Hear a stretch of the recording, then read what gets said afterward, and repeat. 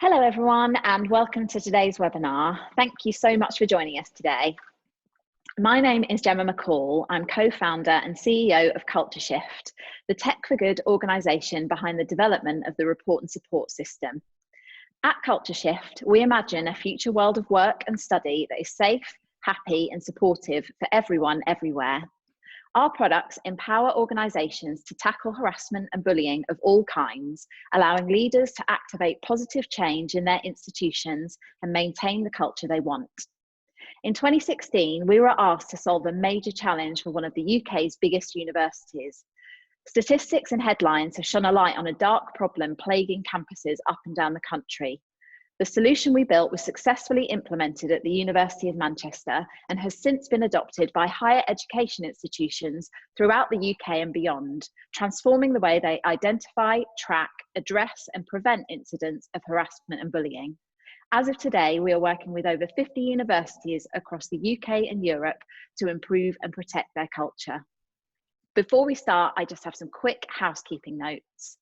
If you have any questions during the session, please use the chat function at the bottom of the screen. Alternatively, you can email your questions to events@culture-shift.co.uk and I'll be happy to put your questions to our guests at the end of the session. Please note our new Code of Conduct rules, which we have recently introduced, a copy of which was sent with the joining instructions for today. We do have a chat moderator who will be ensuring all participants are abiding by the Code of Conduct for a Culture Shift webinar.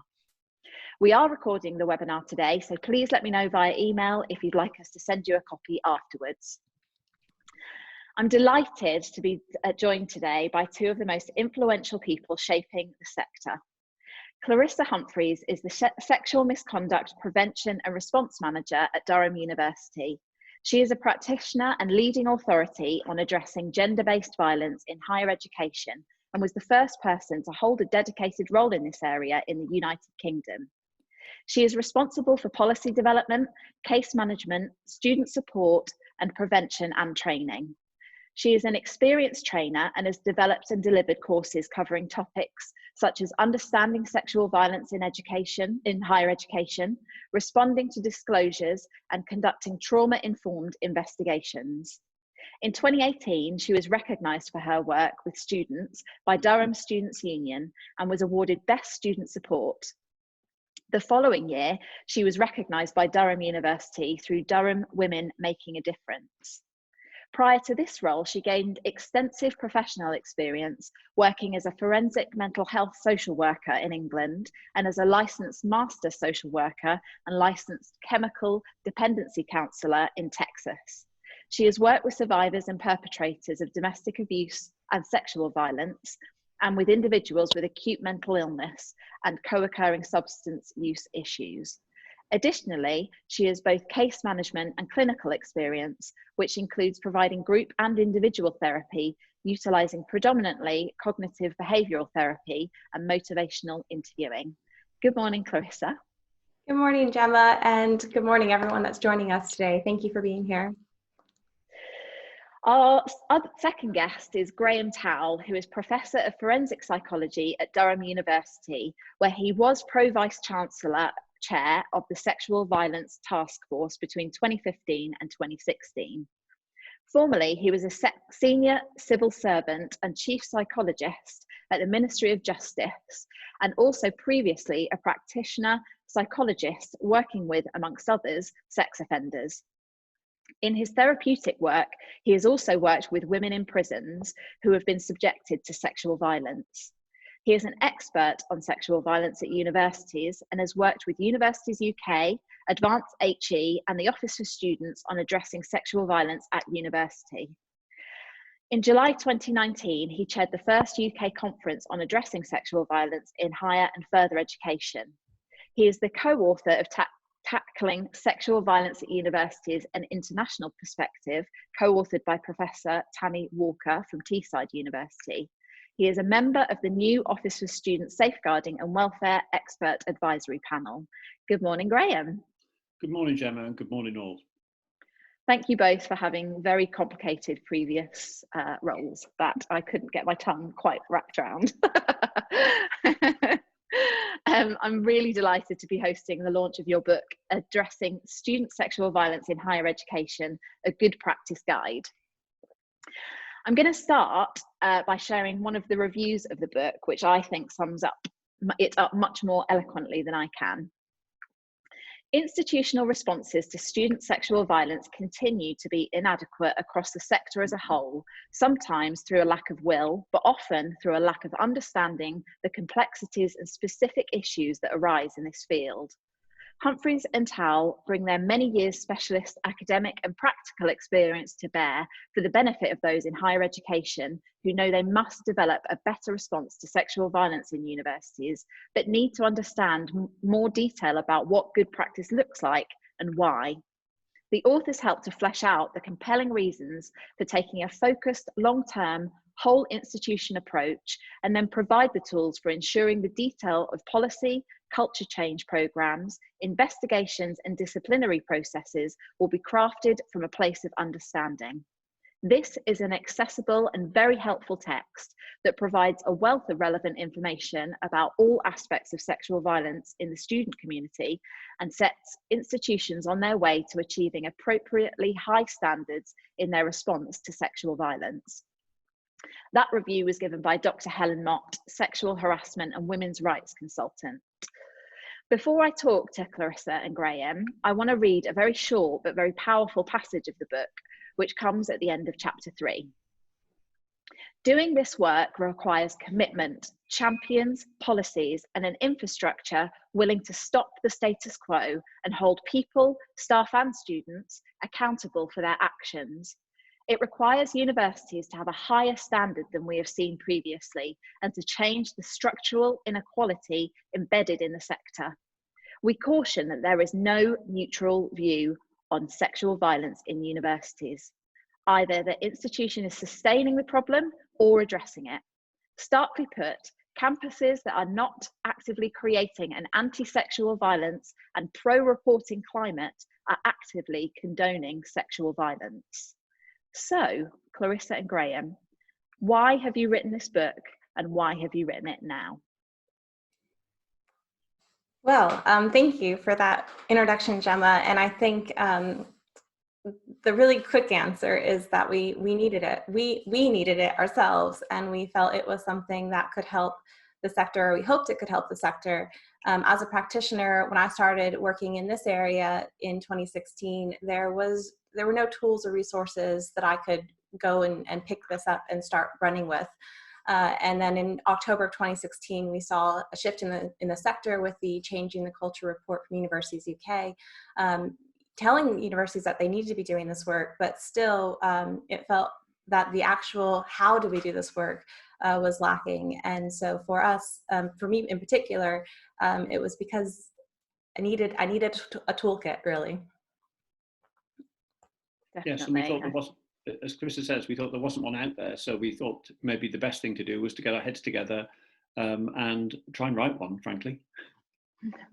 And I'm sure the sector across the UK and the world will be really happy that you have. Clarissa, could you give us a short description of what people can expect when they read the book? Yeah, absolutely. So just to start off, we've got some kind of visuals there to help. I just want to send a quick shout out to Dr. Parna Sen, who is the executive coordinator for sexual harassment at United Nations Women, because she wrote the foreword for our book. And I just want to highlight that and thank her for her contribution. She doesn't know how much of a fan I am of hers and how exciting it was for us to have her contribution. But it starts off with her foreword, really situating the book in the international sphere, which I think is really important to highlight, because the principles and resources that we share in this book are not just UK specific. Obviously in different countries, different legislation will apply, but the resources and tools are there. And then the book is set out in two areas. So we have a part one, which is the why, and part two, which is how. And I think Graham might talk a little bit more about why today, but I'll just shortly summarize it as why is essentially the business case. So if you need to advocate for this at your institution, if leaders need to understand why they should be resourcing in this area, the arguments are in that section of why.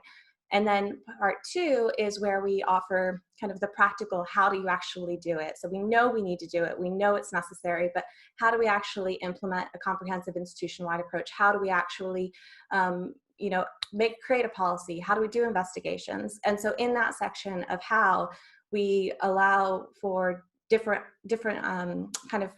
we provide pros and cons lists for different ideas. So for example, if you're a rural institution versus an urban, if you've got 10,000 students versus 40,000 students, it's not a one size fit all approach, but we want to set out what the options are. And we try in some areas to not be biased on one way or the other, because for different institutions, different ways are going to work.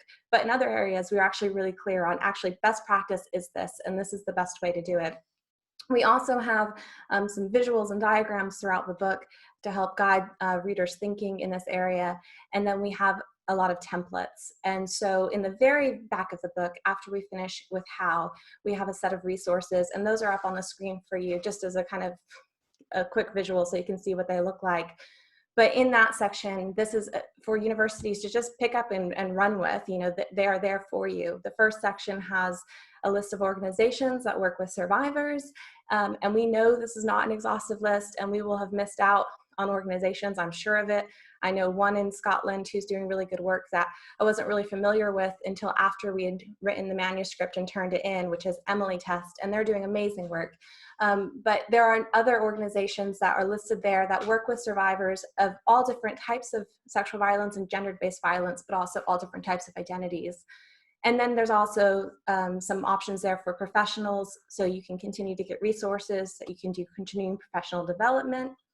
And then beyond that first resource, in resources 2 through 6, are some things that people can use in their institution. And so we've got those templates there. So hopefully we can start working from the same toolkit and having some standardized practice. Definitely, and consistency in the survivor-centric approach, which you talk about throughout the whole book. I think that comes across incredibly clearly. Great, thank you. So Graham, there are some really interesting and strong arguments made as to why universities not only have a duty and responsibility to get it right within their own institution, but that they have a responsibility to society more broadly. Can you expand on that aspect of the recommendations, please? Yes, of course. Yes, I think one of the problems, I think for us as society, is about how we tackle sexual violence. And we know that, for example, there's very low rates of reporting with, say, cases of rape.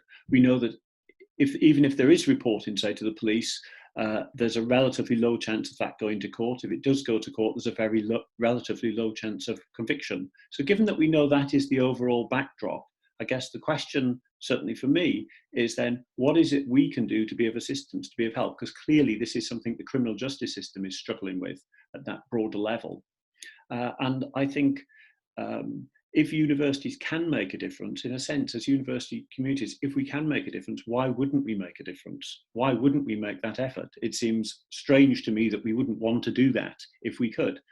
And given that we know, for example, that young women in particular are far more likely to be subjected to sexual violence, and given that we know that students, many students are young women, we know that there's particular risks, and we know that there's particular risk if you look at the statistical data for students, that there are particular risks where individuals are more likely to be subjected to sexual violence. So that's the backdrop in terms of, I think, the criminal justice system, and also in terms of student populations in general. And there's some Canadian research, for example, to indicate that in particular young women in the first year or first few months of arriving at university, they're more likely to be subjected to sexual violence. So given that we know these things, it seems to me that it is incumbent upon us to do something about it. As we say in the book, there's no such thing as a neutral position on this, in a sense. You know, we either do something or we don't. And I think, Jamie, you know, the quote you picked was a nice one. It does summarise, I think, our perspective fundamentally. So we do think there is a real imperative to do this, to undertake this work. I think there's human rights issues too, about, for example, people's right to feel safe. And you mentioned, Gemma, that you know, culture shift this is fundamental to culture shift, about the importance of safety. Well, it seems to me someone has to feel safe about going about campus, going about their education. They have to feel safe. And so, for example, on some university open days, when they have safety talks with students, which I would prospective students, which I would strongly recommend, you know, what they're doing to tackle sexual violence really needs to be part of their safety talks, because it's so fundamental in that sense. And some universities, I think, have fought a little shy of that in the past, but increasingly I think that's beginning to change, which I think is good news.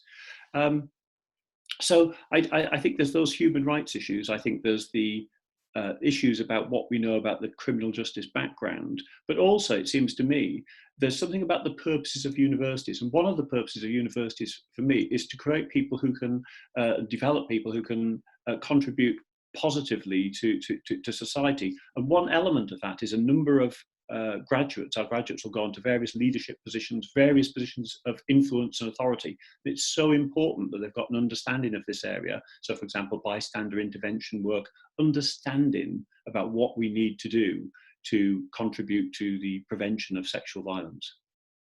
And that, for me, was just a real light bulb moment. And you know, we've been doing this work for a number of years, but there's a passage kind of at the end of this kind of section to demonstrate that, and I haven't got the whole quote, but you say, the scope of the HE influence is vast.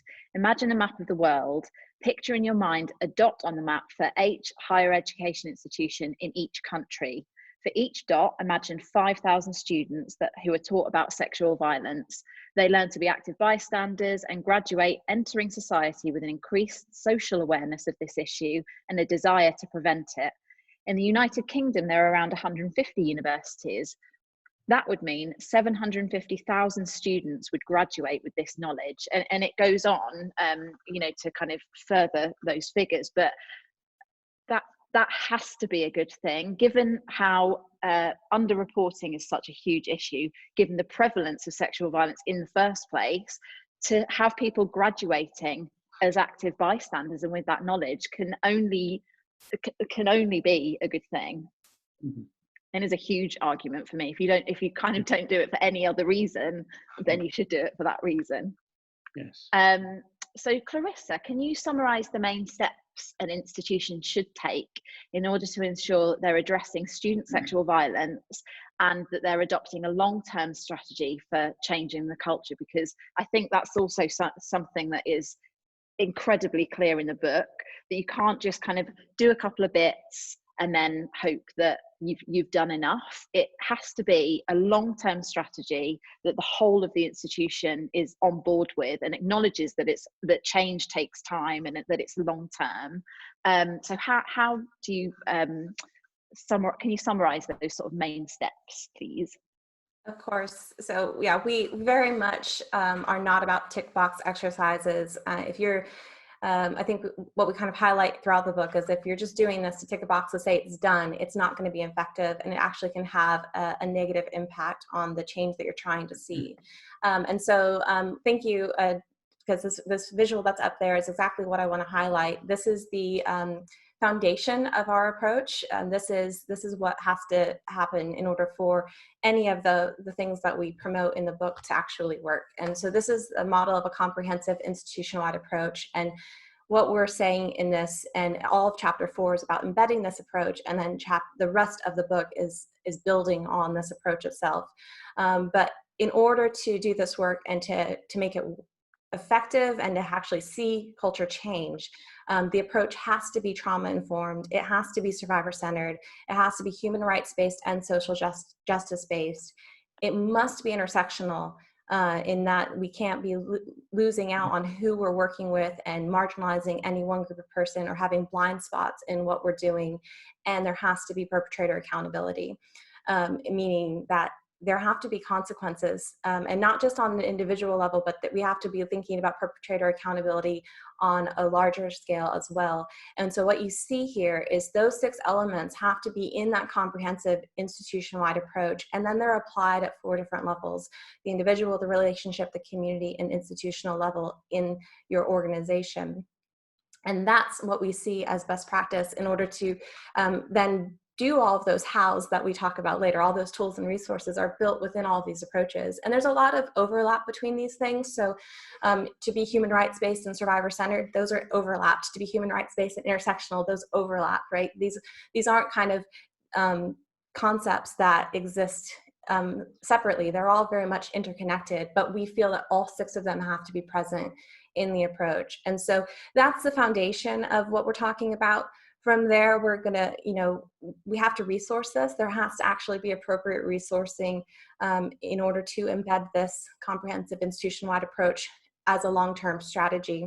And so in the book, we do talk about the different types of resourcing we need to see, and who needs to be in the room and who needs to be involved. And one of the things that we really promote is that this can't be just one person doing this. It has to, and that's a very much a social justice-based concept, is that you don't just have one person, but you have multiple people involved in this, multiple people keeping it on the agenda, putting resource into it, having those conversations. Because if you have it as one person, your program essentially relies on that person's energy level and competency. And so you really need, and you could lose the program if that person burns out or if that person leaves. And so for us, it's really about making sure this is embedded throughout at those 4 levels that we're showing there on the screen. I don't know if, Graham, you want to add anything about staff resource? Well, I guess only to really underscore the importance of that, and that it's about choice. I mean, this is an important point, I think, that this is about choices that senior teams, governing bodies at universities are making. They're making a choice whether or not to invest in addressing sexual violence at universities. And it's a very active choice. And we argue that it's a matter of prioritization rather than whether or not the funds are available, because universities are spending funds on other things. So in a sense, a choice is being made. Absolutely. Definitely. Something I'd like to, that came through strongly, I think, when I was reading it as well, is that this isn't tagged to someone else's job. This is a whole person's job, a dedicated role, at least to one person to kind of oversee it all, with many partners across different parts of the institution, and utilising external resource as well, and building those local support groups. But it's not just something that someone can do in half a week, as well as all of their other jobs. And I think quite a lot of institutions are a little bit guilty of that. And if I may just come back briefly on the issue of reporting rates too, which is an important area that we've covered. I think sometimes reporting rates and the actual or prevalence rates are conflated amongst some. And I think this is really very important, because we know that there's hugely underreporting rates. There's underreporting of sexual violence in general. We know that. Why wouldn't that also be true in universities? So those universities which make the claim that they've got very low rates of reporting must not think that means, that they cannot seek assurance in that means that they haven't got a problem. And I think it's very important for governing bodies to understand that. Low reporting rates is probably a bad thing. I mean, let's be clear about that. Higher reporting rates are probably a good thing. And sometimes that can be something lost in some of the media coverage, where high reporting rates are taken to be an indication of an institution which has more of a problem than other institutions. That's unlikely to be the case. To my mind, it's more likely that indicates that's an institution doing something about it. It's an institution whose students have the confidence in the institution to come forward. I think that's very important. Absolutely, and it's something I have a massive bee in my bonnet about. The wrong angle that the media take of this institution has seen a massive increase in reports, therefore there must be a new problem, and it just simply isn't the case. And for licensees of report and support, if there is a lack of reporting, or it's never seen as a good thing, it's seen as we need to communicate this much more widely. We need to make sure all staff know about the fact that report and support is there, so that to kind of direct people to if they are getting face-to-face disclosures and things like that. That it signals that there is a massive education piece to do within the institution about the fact that report and support is there, and for all of the other support things that are there within the university. So I could talk for hours about that. I'll add as well, Gemma, because you talked a little bit about kind of external working, and really that goes into our conversation around partnerships in the book. And what I really like to highlight in this, because it builds off of not having one person as well, is that this work can't be done in a silo. And so we need to have partnerships, and that's not just external partnerships, which we have to have, which are with the police, with our local rape crisis, with our local sexual assault referral centers. And those might be formal partnerships where we have a memorandum of understanding, where we have a data sharing agreement, where we, formalize what that service level agreement is going to look like. But we also need to have partnerships in-house as well, and that can be with our student activists, that can be with our students union, although they are technically external as well. But building those relationships, and also within our organizations. So this shouldn't be done in kind of in a vacuum.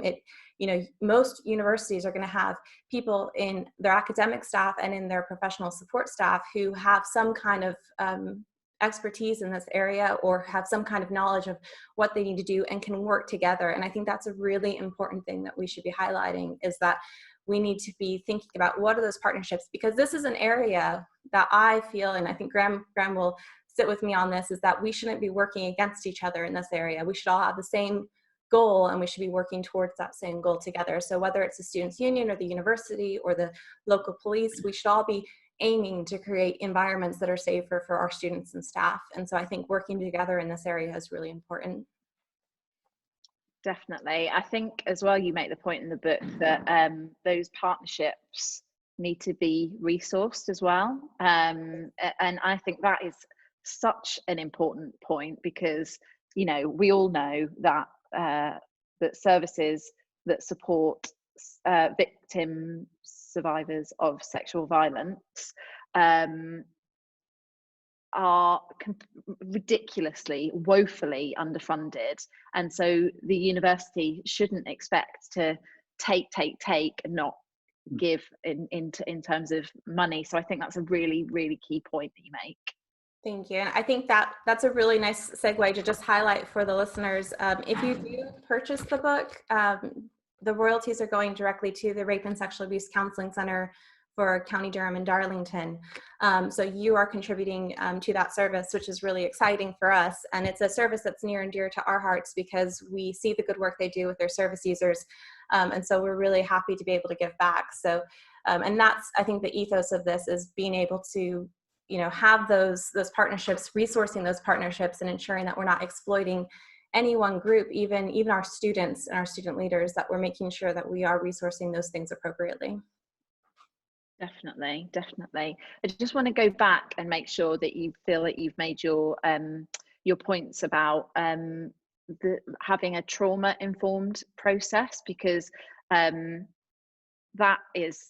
just absolutely key. So I just want to make sure that you speak about that. Yeah, of course. So that is, again, it is an element of the comprehensive institution-wide approach that has to be present. Anyone who knows me particularly knows that I harp on trauma-informed all the time, and Grav and I both agree that this is, it's necessary. You cannot work in this area and not be trauma-informed. You are going to be working with individuals who've experienced traumatic events, and to not have that knowledge behind the processes that you put in place is actually dangerous and actually can cause harm, and that's what we're trying to avoid. And so throughout the book, obviously in chapter 4, we talk about trauma-informed, in chapter 5 and chapter 6 about our education and training, and then chapters 7, how to respond to disclosures. All of this is trauma-informed. And then we spend a good amount of time in chapters 8, actually, about how to run a trauma-informed investigation. And I think a point we make is that this book in itself doesn't automatically make everyone trauma-informed completely. There's still more to do. You can't, this is the starting point where we're highlighting why you need to be trauma-informed, and we're giving you some key elements of what trauma-informed means. But this is really a key element of a comprehensive institution-wide approach, and it's something that we would really welcome the sector picking up and standardizing across the piece. Definitely. Graham, one of the first big recommendations you make is for university leaders to understand the problem by taking regular, what you call campus climate surveys.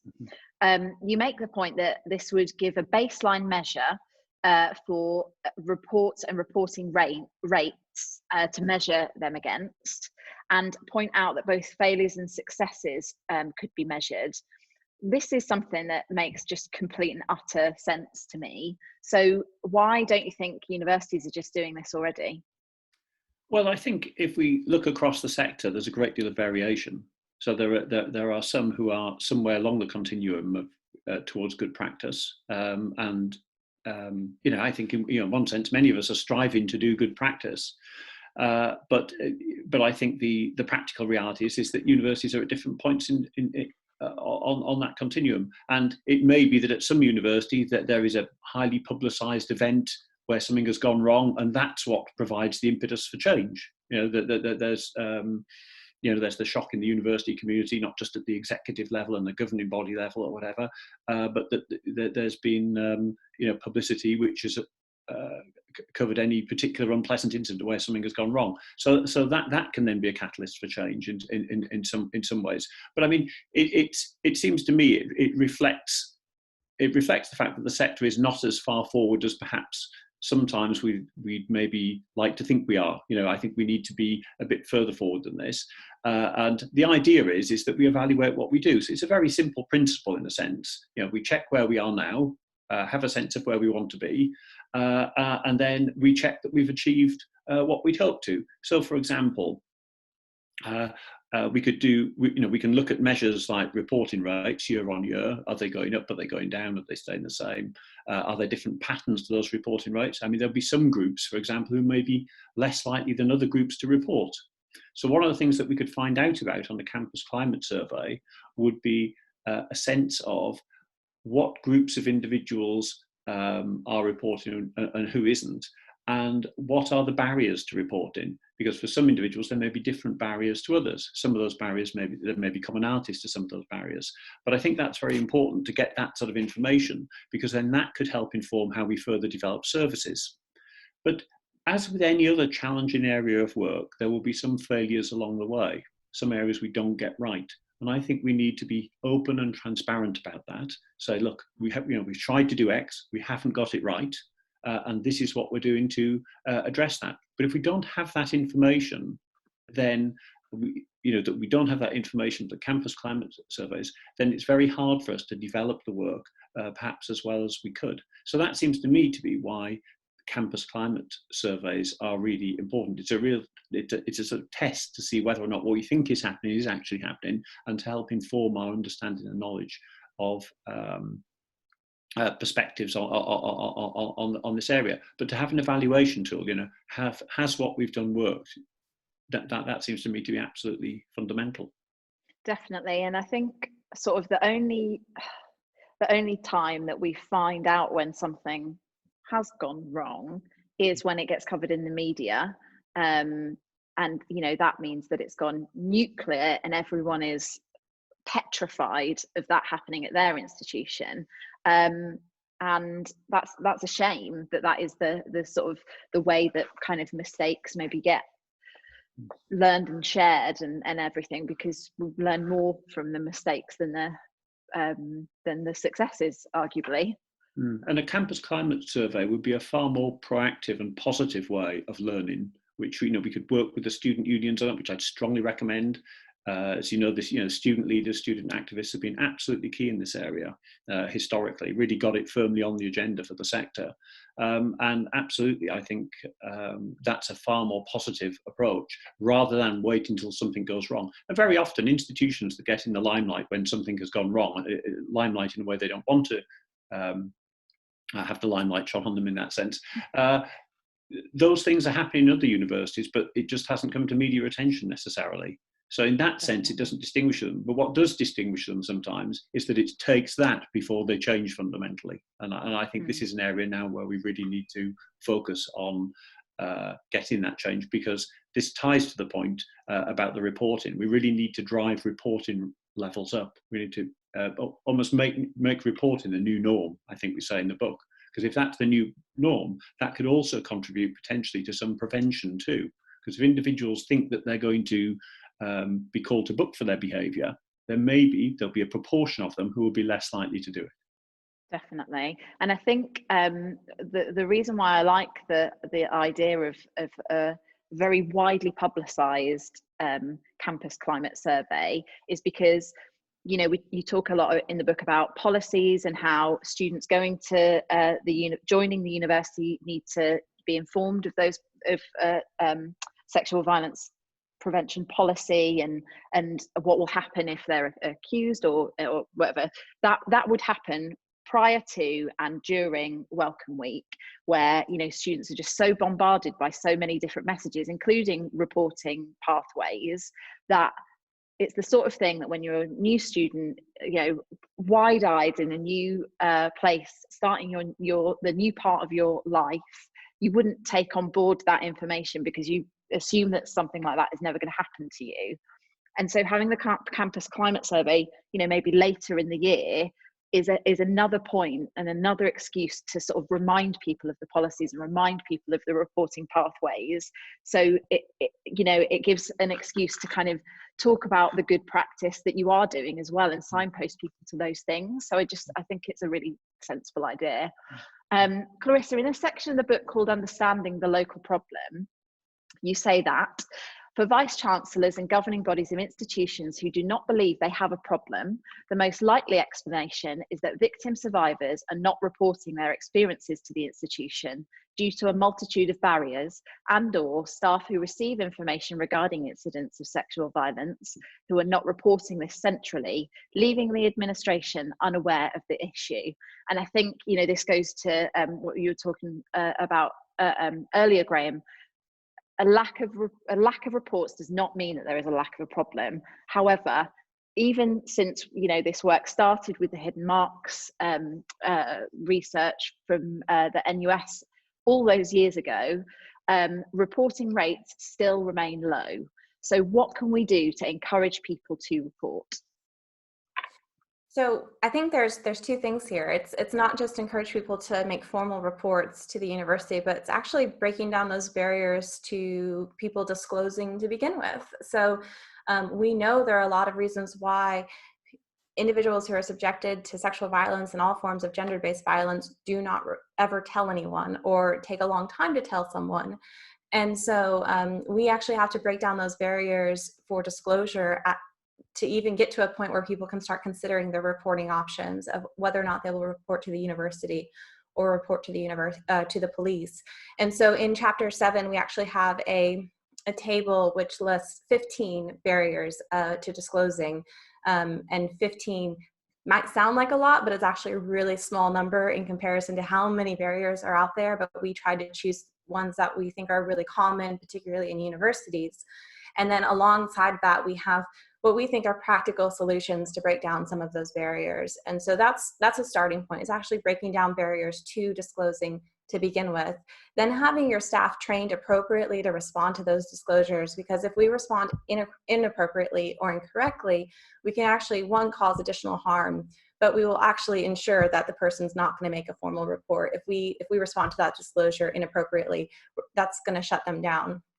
So beyond that, then what we're looking for really are doors. How do we actually get people into a reporting space, and how do they know? Do they know how to report to the university? Do they know how to report to the police? And so what we're promoting in this is actually having multiple doors or entry points to that reporting process. And so making sure that people can go to a person maybe that they know and trust. Maybe they can go to somebody who they don't know, and maybe talking to someone they don't know who's more central feels safer to them because they don't have a relationship already. For other people, talking to a human being at first might be really scary and daunting to begin with. And so having an online mechanism like Report and Support, where people can go and make that initial disclosure and report online and then be connected to someone who they know is going to respond appropriately. So what we're really talking about is kind of a pathway. And this is why we kind of focus on, it's not just do this one thing and tick, you're done. There are multiple steps in this process to breaking down the barrier, making sure reporting options are available, and doors to get into that process to begin with. And then the follow through with that is that when people do report, that you've got a policy and procedure that's, one, transparent, but also effective and impactful, that people trust the institution is going to take that forward appropriately and come out with a result that's fair and transparent for the people who participated in it. And I think there's sort of 2 points on the policy side of things, that you recommend that it's reviewed regularly based on things that you learn through the use of the policy. One question that I had was, do you think that's an annual process, or do you think it's less than, sooner than annual? What's your kind of feeling and sense on that? So I think that doing this work, you're going to be getting feedback hopefully throughout the academic year, but to actually change a policy in a university setting, it has to go through a specific process. And usually policies are going to have to be signed off at the highest level of your university governance. And so there will be a time frame by which it needs to be amended, consulted on, gone through an approval process before it can then be published. And then it needs to be published for students in time for the new academic year, earlier than the start of the year, so that your students who are also consumers are aware of their terms and agreement, kind of the contract that they're entering into. So, to even review a policy on an annual basis is, at that level is actually quite, is asking a lot for universities, I would expect, in just the practical application of it. But I think universities should always be taking feedback, and then they should have a regular review process. And so if people can do that annually, that's wonderful, but probably it's going to be on a 2 or 3 year basis. But hopefully the way you write your policy and your procedure can allow for amendments sooner. So usually procedures are the operationalized or how you operationalize that policy. And usually those can have amendments because that's just how we are implementing the policy. And sometimes you can change those quicker than you can a full policy in your institution. So I think those policy writers and developers, they'll have to be mindful of what works in their institution to get a policy approved, but keeping it on the agenda for regular review is really important. Definitely. And I think something else related to the policy that came across to me, because it's discussed a lot, is the fact that universities say they take a zero tolerance approach, and a victim survivor's understanding of a zero tolerance approach and the nuances involved in what that actually means. Because to someone who's experienced something terrible, they would expect that means expulsion from the university. whatever it was. And often they are left disappointed because they go, well, university's got a zero tolerance approach, so this person will be removed from the university. But actually, with what's happened, that is that the university may have taken a zero tolerance approach, but that isn't expulsion. So I think I found that really interesting. And what recommendations do you have for universities in order to try and communicate that and communicate effectively what a zero tolerance approach actually means? Yeah, so that's something that I think Graham and I, we spent a lot of time on that section of the book, just talking through how we wanted to explain what we meant by zero tolerance and what we meant about the pitfalls in using that terminology. And so I'll let Graham add to this as well. But one of the things that I was really keen to promote is that, United Nations women, they promote zero tolerance approach. The NUS promotes that. We see that in other sector guidance. And that language is really powerful.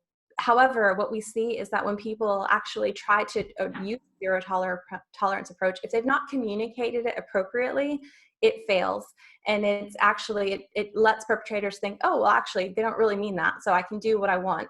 And so what we're talking about is perpetrator accountability. We're talking about ensuring that if there is evidence to say misconduct has occurred, that there is a consequence that's clear that is going to be used. And that we then in chapter 9, we're really focusing on sanctioning guidelines, so that if we're communicating to students and staff about if this type of behavior happens, this is the range of sanctions that we would use for this type of behavior. If this other type of behavior happens, this is the range that we would use. And then making sure people are aware that something's going to happen, but it might not necessarily just be expulsion from the university, because obviously we can't expel someone from the university if they have a one-off sexist comment to somebody that's said inappropriately in the middle of a lecture hall. That's not going to be the proportionate response to that behavior. However, we can use expulsion in cases where there's been some, significant harm. So if someone's been, experienced a sexual act without their consent, which is the language we have to use in an institution, because we're not allowed to use any language that is criminal in nature.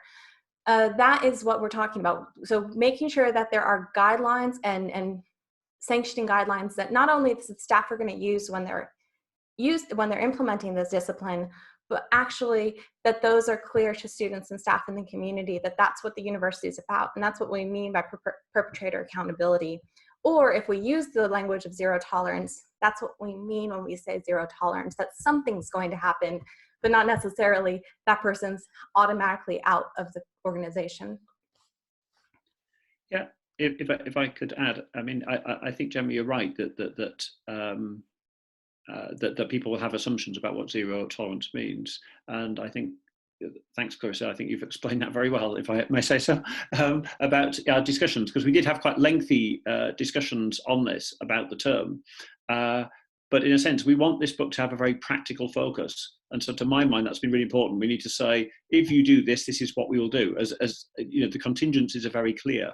Whereas terms like zero tolerance, certainly for me, although they're widespread and popular, my heart is with them in a sense, because I want there to be zero tolerance, but my head says, actually, we're not going to hear of a whole host of things that happen. And people who are aware of that will think, well, this university says it does zero tolerance. No, it doesn't. It's done nothing about X or Y or Z, because they'll know things which we may not know about. Or it may be that, for example, we only have anonymized data. So we have anonymous data about something. So we know something's happened, but we don't know what. So we can't take an action as a result of that, because for whatever reason, someone simply felt comfortable enough to say something on an anonymous basis, but they haven't felt able, for whatever reason. There can be good reasons why people might not want to come forward, but they haven't come forward. So really, we don't think an institution can really be held to absolute zero tolerance. That, for me, is the bottom line. If we're going to ask universities to address a challenging issue, we have to ask of them something which they can actually do. And I think we cannot, as institutions, guarantee zero tolerance in every case of sexual misconduct. So that's, for me, why I step back from that term. But my heart is with it. I mean, absolutely, we'll do everything we can to get as close to zero as we can. Yeah, and I think that's it, isn't it? That, like, the concept of it, absolutely, you'd say, well, yeah, of course we have zero tolerance, but it's how that works in practice. So I think it's good that, you know, clearly you've given a lot of thought to how to handle that. Graham, this is a question that we had before the webinar today. Given the strain on university finances over the coming years, you know, particularly now, how can we build the case for resources to continue to be committed and indeed increased in this area? Okay, well, I think it would be a rare executive at a university who hadn't heard of the Me Too movement. I would hope it would be a rare executive at a university. I may be wrong, but I would hope that would be the case. And similarly on governing bodies, I think this is something now not just about sexual violence at universities, but more generally, whether it's Hollywood, you know, or you know, wherever it is, it's something where I think there is a greater awareness of more generally. Given that, and given the particular awareness in higher ed and indeed in further ed, I think it would be, I think it's important really for any executive team to think, how important is student safety to us? And against that backdrop, seeing student safety and the broader Me Too movement, I think it would just be naive not to invest in this area, it seems to me. But it comes back to my earlier point, it seems to me. It's about prioritization. If an institution has X amount of finance, it's making decisions about what to invest in, what not to invest in. If it makes a decision not to invest in this area, I think that would speak very loudly, in my view, should speak very loudly to particularly young women applicants. Universities want student applicants, that's what they want. Yeah, the university finances are heavily reliant upon tuition fees, very heavily indeed, you know. And given that heavy reliance on tuition fees, does a university really want the reputation to be the one that does not have policies on sexual violence, that won't actively address sexual violence? I'm not sure it'll be a university that necessarily quite so many students would want to go to on that basis. So this ties into the business case in a way. You know, if a university is prepared to accept that level of reputational damage to itself, I think there'll be a financial cost for it. So I really do think there's a good business case for this investment, but most importantly for me, there's a good moral case for it and a values-based case for it. Definitely. Have you got anything to add to that at all, Clarissa? I would just add that in this moment, when we know the sector as a whole is trying to plan for the next academic year, I would just adamantly say this is business critical. This isn't going to stop if your students are off campus or on campus, if they're doing online courses or not. There's plenty of sexual harassment to be had online. We need to be addressing it. We need to be stopping it and preventing it and then responding when it does happen. So I don't see how a university could rightly argue that it's not business critical when we have, ultimately we have the responsibility of keeping our students safe. Definitely, definitely. Okay, I'm going to go to audience questions now. I'm going to do that for the next 10 minutes because we started a little bit late.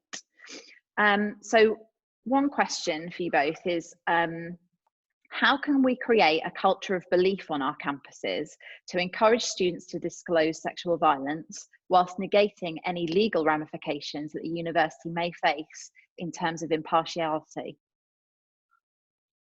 So I'm happy. Big question. I think it's a great question, and I think that we talk a lot about that in the book itself. And so in chapter 7, we talk about how to respond to a disclosure and breaking down those barriers. And we very much promote that when someone is responding to a disclosure, that they believe the disclosure, and that that person who is responding to disclosure is then not going to be involved as the investigator or in the disciplinary process, because they're then in a support role only. Even if they're not the right person to receive a disclosure, even if they received the disclosure and they weren't prepared to, you know, that is then them no longer involved in the investigation, the discipline. We know if we don't believe disclosures, we can actually cause additional psychological harm and psychosomatic symptoms, so medical, physical issues for an individual. And so there's research behind that. We know that someone who's not believed during a disclosure has at higher risk of having post-traumatic stress disorder. We know that we can re-traumatize individuals when we don't believe. And so we very much in the book talk about how that person who's receiving that disclosure needs to believe that disclosure, and why it's good for the person who is the person who's come forward with the disclosure, why it's good for the institution itself, and how it actually creates a safer institution. And then beyond that, we talk about what the investigators should be doing, what the disciplinaries should be doing, what the case managers should be doing, and that's a separate conversation. But we do promote running, for example, Start by Believing campaign, which is an international campaign, or having campaigns similar around that. So I don't think that it's a question of legal ramifications if somebody believes the disclosure, because it is best practice internationally, not only in higher education sector, but in the medical sector, in the military, in the police. And what's really interesting is that police forces around the world, including in the US, in the FBI, in the military police, they're actually taught to believe disclosures, and they are the investigators. And so there are a lot of police forces that actually buy into the Start by Believing campaign and run it in their forces. And so I think that if at the police level they can run Start by Believing, then it's not hard for the institution in higher education to say that, and then actually separate out the investigators and let them be in a neutral space. Definitely. Graham, have you got anything to add to that at all? Well, no, I mean, I think it's eloquently put. Thank you, Clarissa. Sorry, it's my soapbox. one of the questions that we've had, and you've talked about it a bit there with the kind of campaigns that you can run and things, but what I think universities are worried about promoting the fact that they have taken action to make sure that people know that if they report, they will be believed and action will be taken, but being able to maintain confidentiality, anonymity, and obviously, maintaining confidentiality around specific cases. So given all those worries and, the data protection and GDPR and things like that, what information can universities make available about how they are responding to sexual violence? Well, I think that's. Do we get that? Yeah. So, yeah, I mean, I think there's a range of information.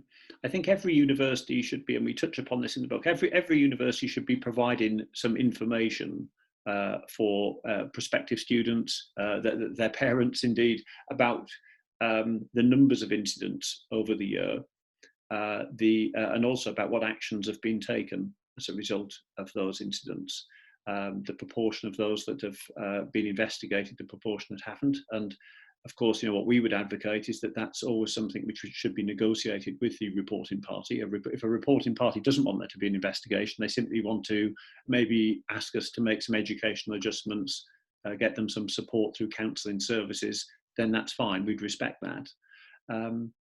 But of those that do get investigated, I think a university has a responsibility to convey the numbers of those, mindful of need of confidentiality, but the numbers of those and the actions taken in the cases too. So for example, the number of expulsions, if expulsion is one of the actions that have been taken. So I think there's that information which can be available annually in a university's annual report, as it would be. University annual reports quite commonly will include student misconduct cases, the numbers of discipline cases, numbers of student misconduct, but this is just a particular area of student misconduct. So I think it should be included in those areas. I don't know whether Clarissa would want to add something to that. Yeah, so I would just add, in resource 2, we actually offer a trend monitoring and statistical reporting guide, which is about creating those annual reports, not just to the governing body in the institution, but also that's available and open for the students and staff and external community. And it is stats. It's not having any one case named and any one person kind of identified through that process. And that's particularly because that's where the sector sits. We can't advocate for things that aren't legally okay at this point, right? And right now we can't be releasing those identified cases. But what we do with that resource too, which is something I really would hope that people who are interested look into, is we talk about the type of data that we would like to see in annual reports and the language used.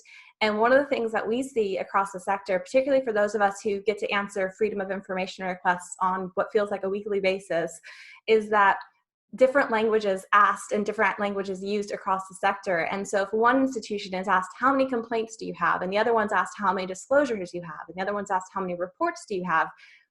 We might all be sending back different numbers because our language is different. And if someone asks one institution, how many cases of sexual harassment have you had? If you ask me that, I'm going to just give you my sexual harassment numbers. I'm not going to give you all of my sexual misconduct and violence numbers, because I have different types of misconduct under that umbrella term. And so what we're hoping with that is that if we could start standardizing that and reporting, it's not only a good thing for the institutions to be able to see what's happening, what do you know about, then that's separate to your campus climate surveys, which is your prevalence data. This is your reported data. The other thing that's really good about this is if we're all using the same language and reporting on the same things, we can start to have some comparable data across the sector. And that would be really beneficial. That would really help, and I think make our conversations across the sector and across our networks, it could just strengthen them, and we'd be able to talk more in depth about what we're doing and the progress that we are seeing or that we're not seeing. Definitely. And I think there are a few universities who are now publishing anonymized data through their report and support systems. So Goldsmiths release an annual sort of report of their figures and what's kind of happened with them. And UCL have been publishing a 6-monthly report, and will be publishing an annual report. And Cambridge also published the figures that they've collected through their anonymous reporting system. So I think, like you say, people like universities are starting to publish that data, which I think is really useful. What would be even more beneficial is if, and you can never control the narrative in the media, but if the media could start reporting that responsibly, instead of saying, oh my god, look at the massive increase in reports at Cambridge / Goldsmith / UCL. It's look at the fact that this is being collated and look at the action that is being taken as a result. We've got a few more questions that are coming through on the chat now. Fiona Drewy from Emily Test, hi, has asked, what are your thoughts on the sanctions suggested in Pinsent Mason's guidance? For example, sexual misconduct suggested sanctions range from expulsion to a written apology. Is a written apology ever appropriate? Is a written apology ever an appropriate action in a case of sexual misconduct? Well, I think it's conceivable that it could be. But generally, one would, I would imagine generally one would expect more than that. But the cases in which it could be that I was thinking of, and again, I'd welcome Clarissa's views on this. But for example, if someone makes some inappropriate or sexist comment, which is captured then within the sexual misconduct area, and as a process then of restorative justice, they actually realise they shouldn't have made that sexist comment, and they want to apologise. And they want to have that in a written form, and the person who was at the receiving end of that sexist comment says, well, fair enough, that's okay, then for me, I would see that as an act of restorative justice, and that's okay. That's how I would see it. But of course, for other cases, I wouldn't see it that way, and we have far more challenging cases than that in terms of severity, and in those cases that wouldn't seem appropriate to me. But I don't know whether Clarissa would have anything to add. Yeah, absolutely. I think that going through a process and coming to an apology where that is led by the person who actually feels contrite about what they did is a very different thing than a university saying you need to write an apology. I don't have kids, but I can tell you when I was a child and I got into trouble and I was told to give an apology, that wasn't significant to me. That was not something that I said with any meaning. Sorry, Mom. But if you tell someone to say an apology, that doesn't actually mean that they are asking for forgiveness, that they are trying to have some kind of restorative process there in that conversation. And so it's not something that we promote in our sanctioning guidelines in chapter 9. And so it's not something that we spend time speaking about, because we don't see it as necessarily what we would expect universities to do. But we do think it's really important that things are done in a proportionate way, and that things are done that are going to remedy the harm that was caused, that are going to resolve the process, that are going to prevent or stop the harm from continuing. And that's what we're trying to promote. We've had another question. I think this will probably be our last question before we need to wrap up. It's from Vicky. Within the book, is there any guidance for panel members determining the outcome of proven, not proven, and appropriate penalties? Within my institution, I am an investigating officer, and am very frustrated by making recommendations to panels to find proven and impose a penalty of suspension or expulsion for the panel to go against this, being very risk averse, worried about a complaint from the perpetrator, and instead impose a much lesser penalty, i.e. written caution. Yes.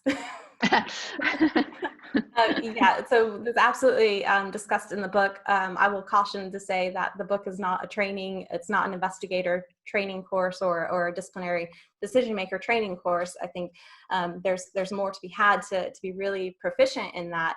But absolutely, we're talking about, when we say balance of probabilities as the standard of proof, what does that mean, and how do we apply that, and how do we ensure we are applying that applying that consistently across a piece. So it's always 51% to 49%. It's not 51% and for some cases, and 75% for other cases. It's not lessening your sanction because you just met your standard of proof at 51%, and then you somehow have you lack confidence in what you're actually doing with that standard of proof. You wanted it to be higher, so then you give a lesser sanction to mitigate for that, because that completely ruins the integrity of your policy and procedure.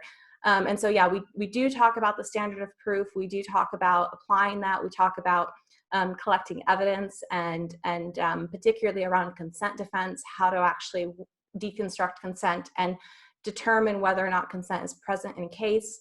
And we talk about the need to have that consistent approach of that standard of proof. The burden of proof, of course, is on the institution, right? It's not the responding party, the person who's been accused, to prove that they're innocent. It's the burden of the institution to show that they have evidence to say misconduct has occurred. But we do discuss that in chapters, particularly chapters 8 and 9 would be where I would direct you to in the first instance. And I think for me it underscores the importance of training of discipline panel members, so not just investigators and individuals who may be disclosed to and so on, but the training of those disciplinary panel members, I think, is absolutely crucial. And I think one of the factors which can sometimes cause some confusion is if, for example, as Clarissa was mentioning earlier on, someone has, for example, reporting party is saying that someone has had non-consensual sex with them, that would be labelled differently in a criminal justice system to a civil justice system. And I think there is room there for conflation in the minds of some discipline panel members who are maybe, as Clarissa was alluding to, maybe not thinking 51%. There may be, because there may be, we all come to these things with our own experiences and values and understanding.